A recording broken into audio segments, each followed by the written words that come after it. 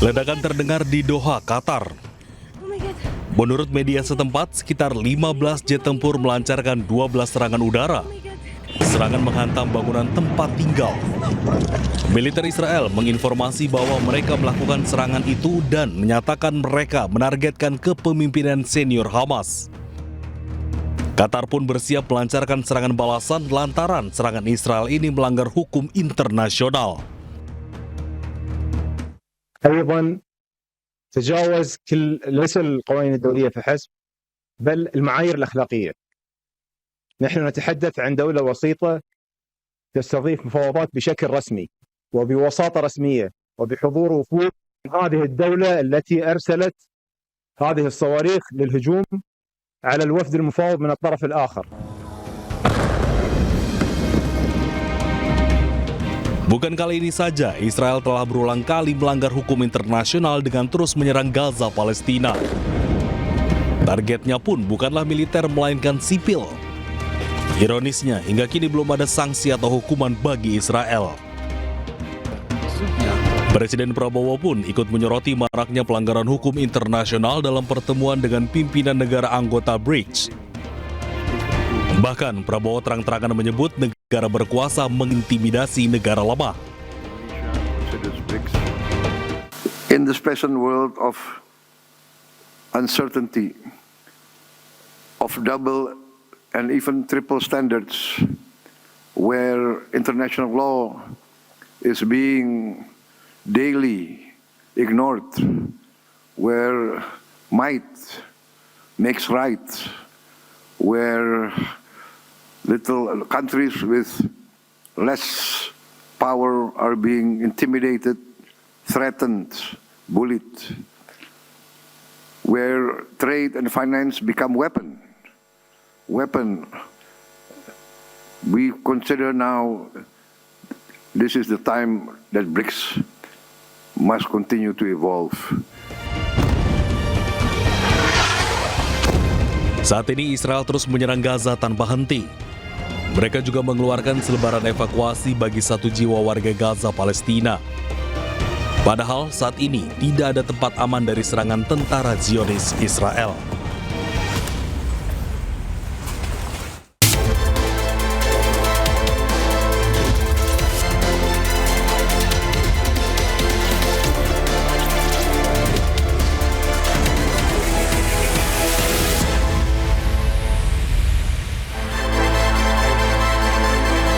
Halo, selamat siang pemirsa. Tenggat waktu 17+8, tuntutan rakyat telah lewat. Warga menanti tindak lanjut dari pemerintah. Sementara hari ini Menteri Keuangan yang baru dilantik, Purbaya Yudi Sadewa, jalani rapat kerja perdana di DPR RI. Selain informasi tadi, kami juga akan hadirkan beragam informasi menarik dan terkini terkait kebijakan hingga kegiatan dari para pemimpin bangsa. Bersama saya, Kevin Pakan. Inilah Pemimpin Rakyat, Pemimpin Beraksi, Rakyat Awasi.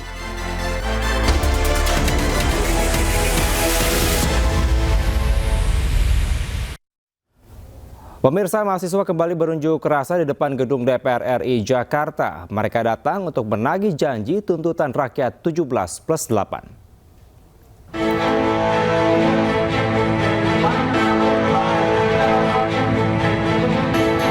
BEM Universitas Indonesia kembali berunjuk rasa di depan gedung DPR RI Jakarta.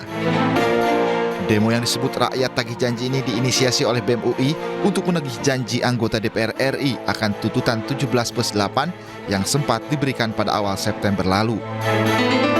Ketua BEM UI Atan Zayid Sultan menyebut banyak poin dari tuntutan 17+8 yang belum dipenuhi.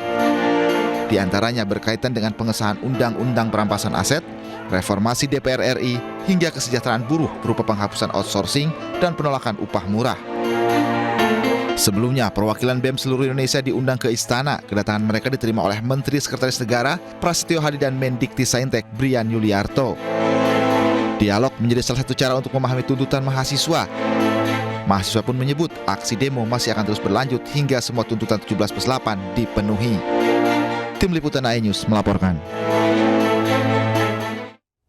Sementara itu, tenggat waktu 17+8 tuntutan rakyat telah lewat. Sejumlah tuntutan pun telah dipenuhi, namun masih ada tuntutan yang hingga kini belum diselesaikan.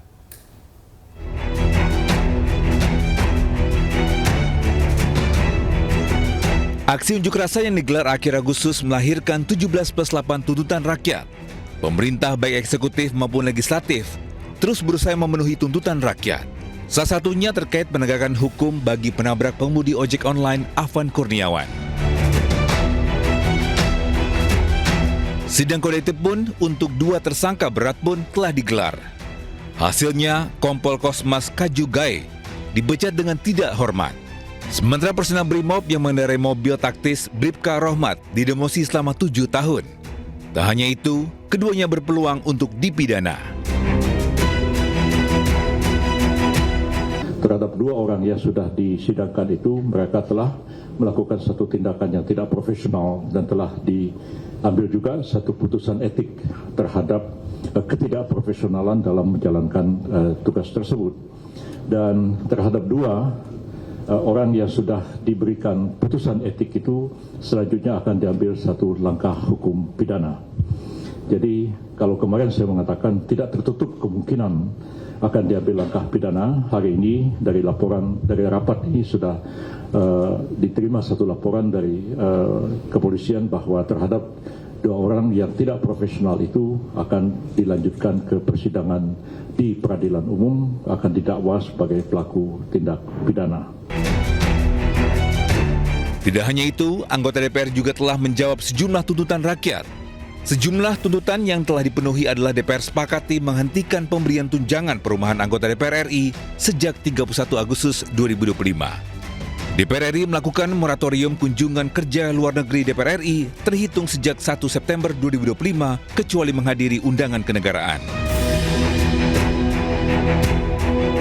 DPR akan memangkas tunjangan dan fasilitas anggota DPR, meliputi biaya langganan daya listrik dan jasa telepon, biaya komunikasi intensif dan biaya tunjangan transportasi.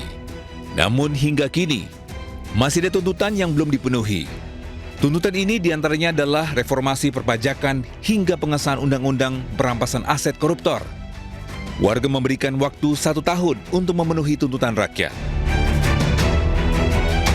Tim Liputan iNews melaporkan. Pemirsa, tidak hanya DPR, DPRD di sejumlah daerah ternyata juga menerima tunjangan fantastis.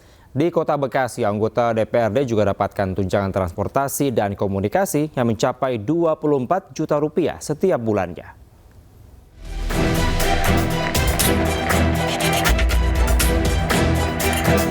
Jajaran DPRD Bekasi menjadi sorotan publik setelah mendapatkan anggaran fantastis setiap bulannya. Mereka mendapatkan tunjangan rumah sebesar Rp46 hingga Rp53 juta.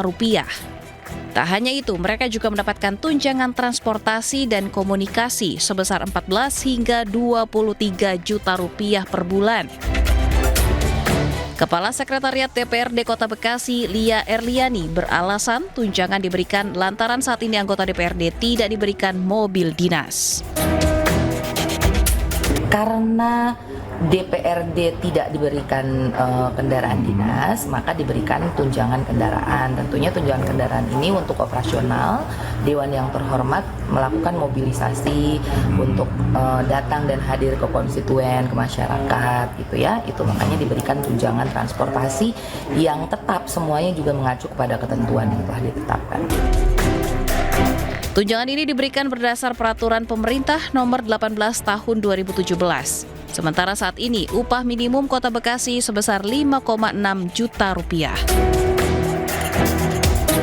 Dari Bekasi, Jawa Barat, Rahmat Hidayat, iNews melaporkan.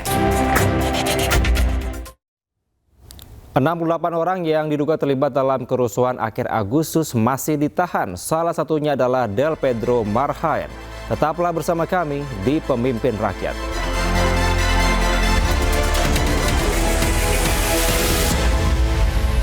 Ada masih